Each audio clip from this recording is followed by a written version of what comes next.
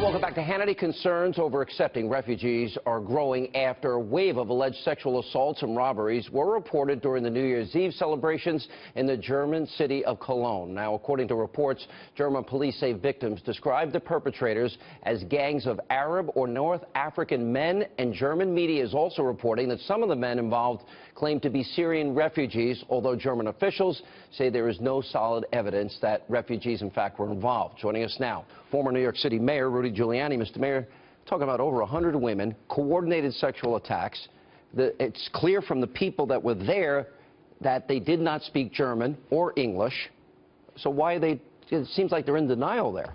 Well, yeah, it sounds kind of similar to the White House, right? Yeah. The whole thing about workplace violence and all that nonsense. And the reality is that these refugees are inherently a problem, because there's no question that ISIS, Al-Qaeda, or similar groups will take advantage of an influx this large to slip in, I would say, a substantial number of people. We now know their game plan. Their game plan is as much homegrown terrorism as possible. This gives them a kind of a big jump ahead in being able to do that. If they can get even 50, 60, 70 people in the United States slipped in, they can start to activate some of these sleeper cells. You know, I was shocked. I was interviewing a guy in Great Britain. Do you know that there are 85 Sharia courts in Britain, and that only 20% of Muslim marriages are actually recognized by the government? In other words, I keep talking about a clash of civilizations. Now, if you grow up in a country where Sharia law is the law of the land, and you dictate what a woman in your life wears, whether she can leave the house, whether she can go to work or school or drive a car, are you coming to America? Is it wrong to ascertain, if you're coming to America, whether you want to assimilate or whether you want to indoctrinate? Is that fair? Absolutely fair. There are things in Sharia law that are completely inconsistent with our basic human rights. And if you're going to apply some modified, modern version of Sharia law just to your religious activities, fine, the way Jews and Christians do. But it shouldn't in any sense override our own civil laws. For example, you can't discriminate against women. Right. So let's say you're a very religious Muslim and you have a candy store, and you decide you're not going to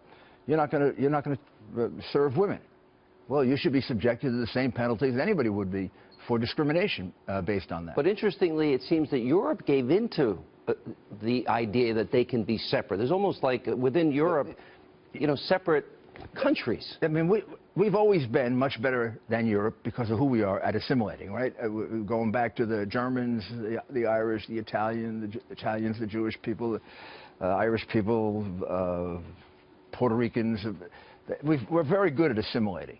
They're not. They never have been. They've always been, you know, distinct countries. I think it's really hurting them now.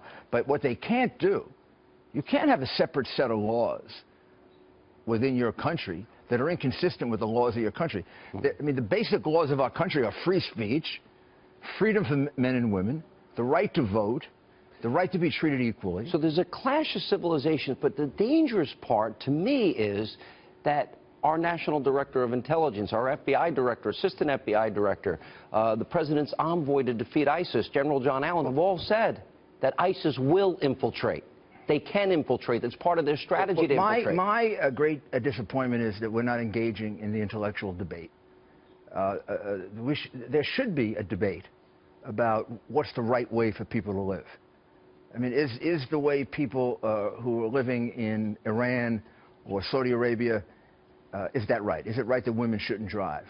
We should be engaging in that debate. Our president should be engaging that debate. Hillary Clinton took a lot of money from these countries that practice Sharia, but she's the champion of women's rights. She hasn't been outspoken against Sharia. Well, I mean, it amazes me that they will not engage in the debate, because it would give us the moral high ground, which we deserve. We deserve the moral high ground. When we fought Nazism, we had the moral high ground, because the Nazis were slaughtering people. They had concentration camps. Well, we have the moral high ground here. What are we fighting for? We're fighting for women to be able to drive automobiles. It's so basic. All right, let me shift gears on you a little bit. Presidential election, 25 days to Iowa. You're following it as closely as I am. How do you think this plays out? I think these two votes in Iowa and New Hampshire are going to be much more important than usual, and not necessarily because they're going to pick the winner, but they're going to tell us something about Donald Trump.